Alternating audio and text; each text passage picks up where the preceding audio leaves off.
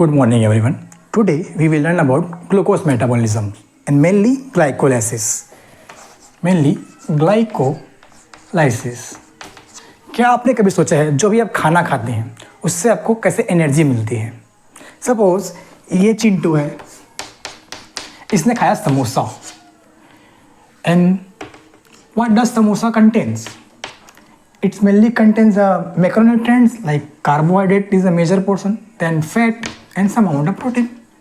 So when Chintu ate samosas, samosa travels through its digestive tract, and by the action of the different enzymes in the digestive tract, different enzymes, juices like pancreatic juice, bile juice, and acids of the stomach, this macronutrient convert into simpler form or absorbable form into its respective micromolecule. So carbohydrate can convert into glucose, fat can convert into lipids, and protein can convert into amino acids.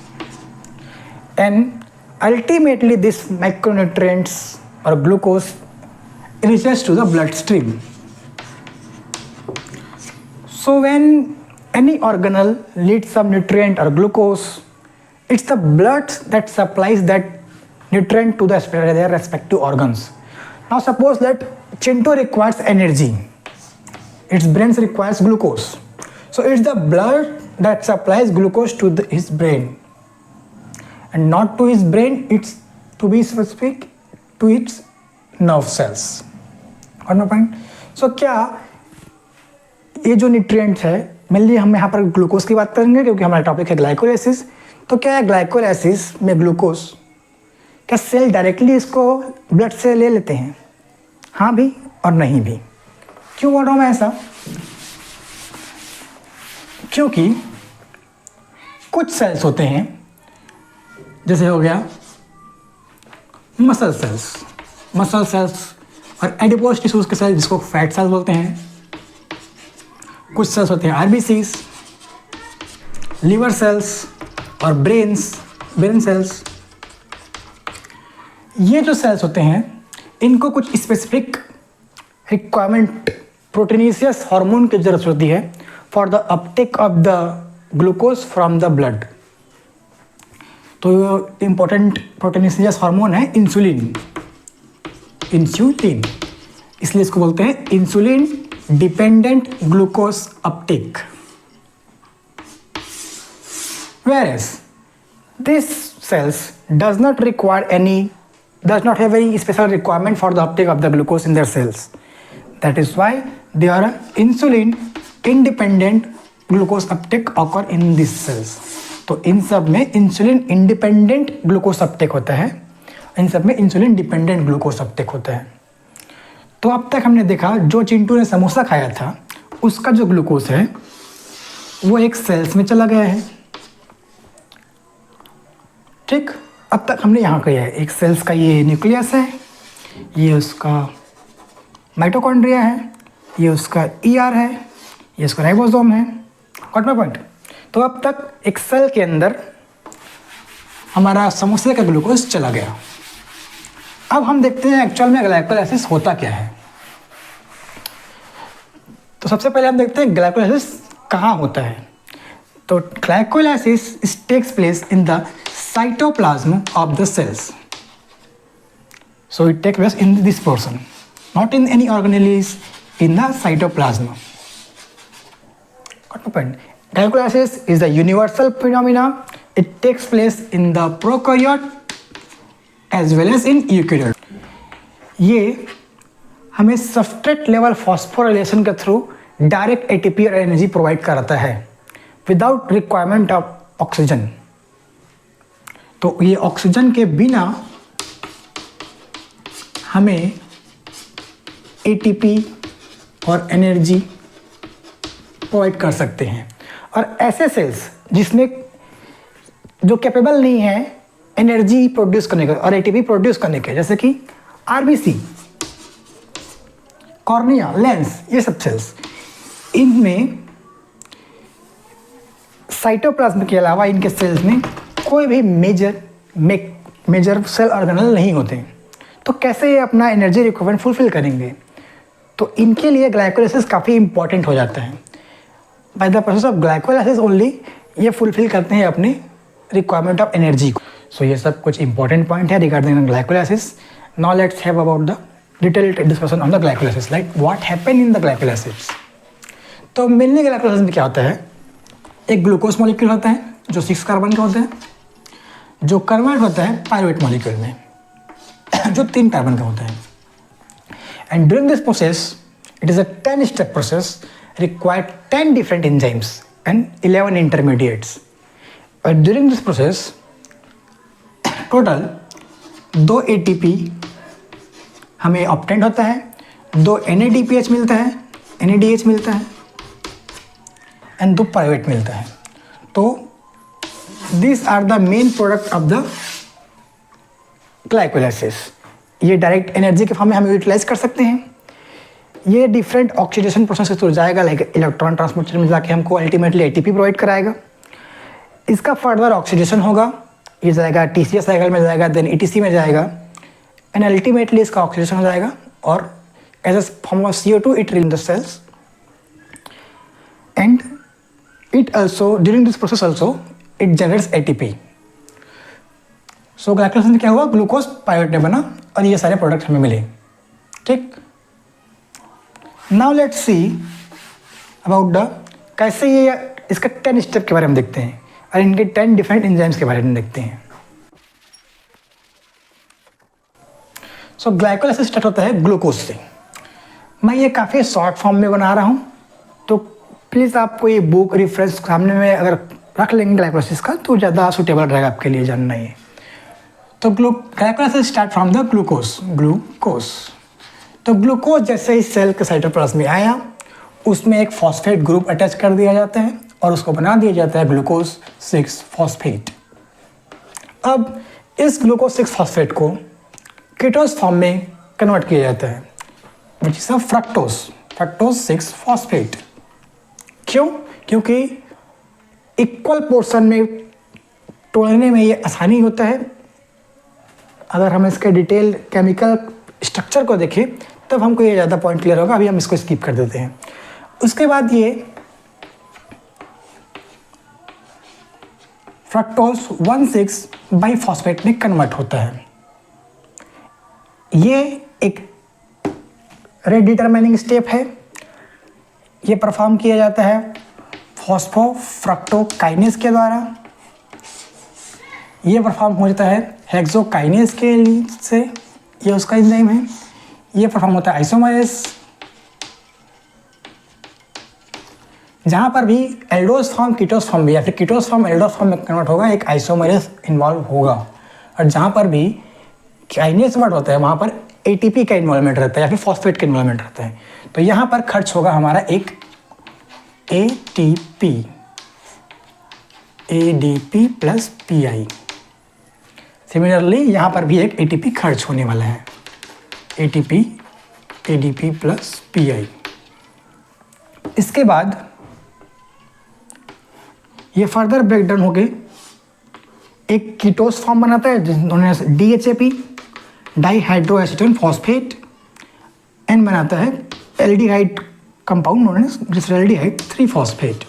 ये दोनों आपस में interconvertible हैं and finally glyceraldehyde 3 phosphate further reaction में proceed होता है। इस form में फर्दर रिएक्शन प्रोसीड नहीं होता, तो ये इसमें कन्वर्ट होता है, लेकिन अल्टीमेटली ये ग्लिसरॉल्डिहाइड 3 फॉस्फेट में कन्वर्ट हो जाता है by the help of triose phosphate isomerase. And ये जो रिएक्शन परफॉर्म करते हैं वो है एल्डोलिस। आफ्टर दैट इसके बाद का स्टेप मैं वहां बना रहा हूं, ग्लिसरॉल्डिहाइड 3 फॉस्फेट। ये कन्वर्ट होता है 1,3 बाई फॉस्फोग्लिसरेट में। अब यहाँ पर देखिए एक फॉस्फेट है बट यहाँ पर 1,3 बाई फॉस्फेट है। तो ये क्या करता है, क्या यहाँ पर फॉस्फेट कहाँ से मिलेगा इसको? क्या यहाँ पर ATP इन्वॉल्वमेंट होता है? क्या इसको ATP अपना फॉस्फेट देगा? नहीं, क्योंकि यहाँ पर इस स्टेप में कोई भी ATP का इन्वॉल्वमेंट नहीं है। तो इसका सीधा मतलब है कि यहाँ पर यहाँ पर फॉस्फेट साइटोप्लाज्म जा रहा है। तो यहाँ पर साइटोप्लाज्म से फॉस्फेट यहाँ पर अटैच हुआ एंड इसको परफॉर्म करता है एंजाइम डिहाइड्रोजिनेस एंड इसी प्रोसेस में रिडक्शन ऑफ NAD ही होता है, NADH भी होता है, NADH। आफ्टर दैट जो फॉस्फेट हमने साइटोप्लाज्म से लिया था उसे ही रिलीज कर दिया जाता है और बन जाता है यहाँ पर 3-phosphoglycerate। Then it converts into 2-phosphoglycerate। इसी का then it convert into phosphoenol pyruvate। Then ultimately it heats to the pyruvate.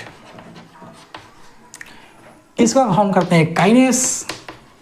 अब यहाँ पर काइनेस है मतलब पक्का एक ATP बनेगा या फिर ATP का इन्वॉल्वमेंट है, तो यहाँ पर ATP बन रहा है, यहाँ पर खर्च हुआ था, यहाँ पर बन रहा है, तो यहाँ पर ADP से ATP बनेगा। ये एक हाई एनर्जी कंटेनिंग मॉलिक्यूल है जो इन्वॉल्व होता है सबस्ट्रेट लेवल फॉस्फोराइलेशन में। तो ये अपना phosphate, high energy phosphate ATP को प्रोवाइड करेगा और अल्टीमेटली ATP बनाएगा। Similarly, this is also high energy molecule. It also involves substrate level phosphorylation. तो यहाँ पर भी ADP इससे फॉस्फेट लेगा और फॉर्म करेगा ATP। ठीक, यहाँ पर इन्वॉल्व होते हैं म्यूटेस, यहाँ इन्वॉल्व होते हैं इनोलेस, यहाँ इन्वॉल्व होते हैं pyruvate kinase. Pyruvate kinase enzyme, phosphofructokinase enzyme and hexokinase enzyme. ये जो मैंने 3 बॉक्स बनाए हैं ये रेगुलेटरी एंजाइम्स हैं और रेगुलेटरी स्टेप्स हैं, और यही 3 स्टेप्स ही इरिवर्सिबल स्टेप है। इसका इंपॉर्टेंस आपको ग्लूकोनियोजेनेसिस में समझ में आएगा, ये क्या मुसीबत पैदा करते हैं ये जो 3 इरिवर्सिबल स्टेप है वो। इसके अलावा बाकी जो स्टेप हैं वो रिवर्सिबल होते हैं।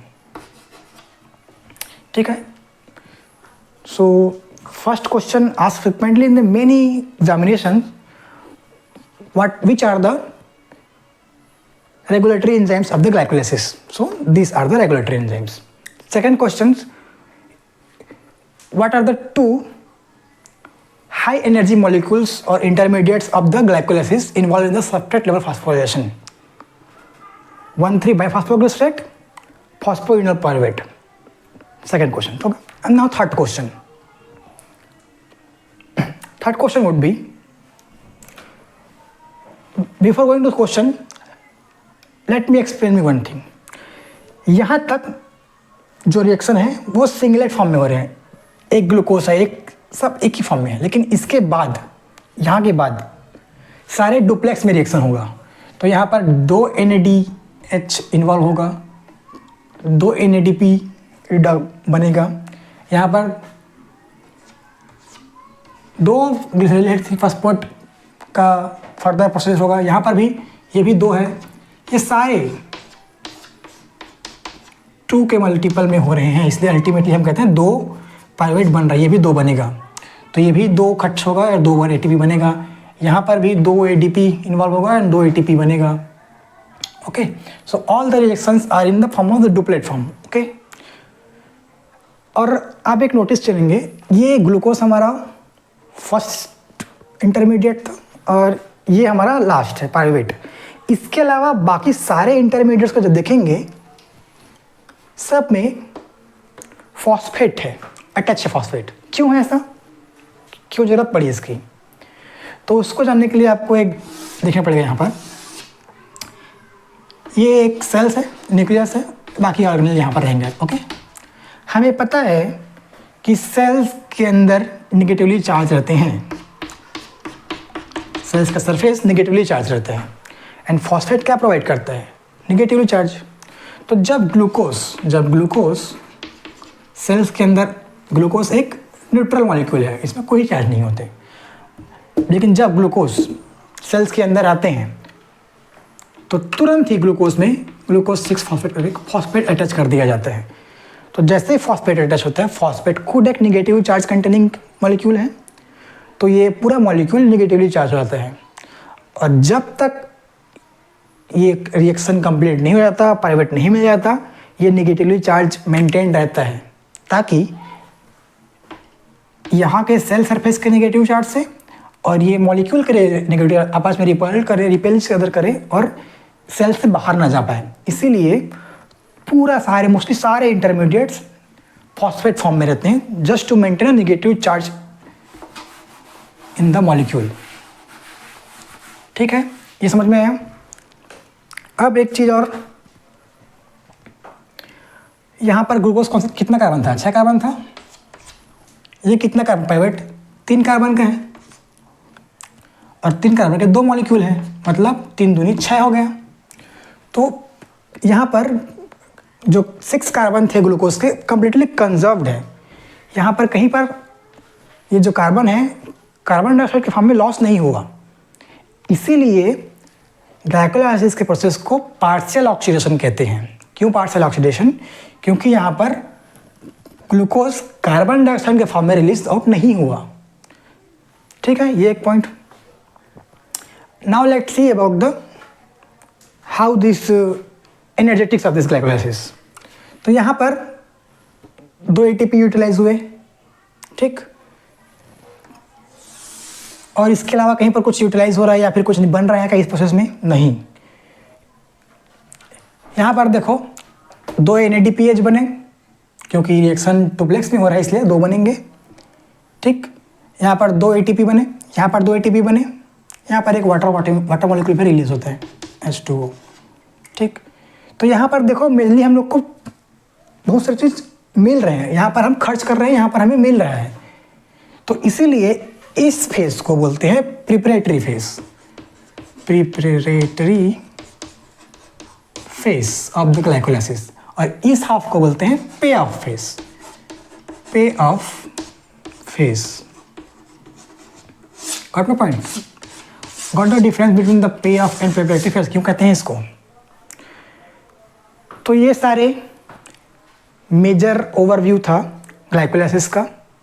इसके अलावा और भी बहुत कुछ है पढ़ने को इसमें, लेकिन आज के लिए इतना ही। Thank you.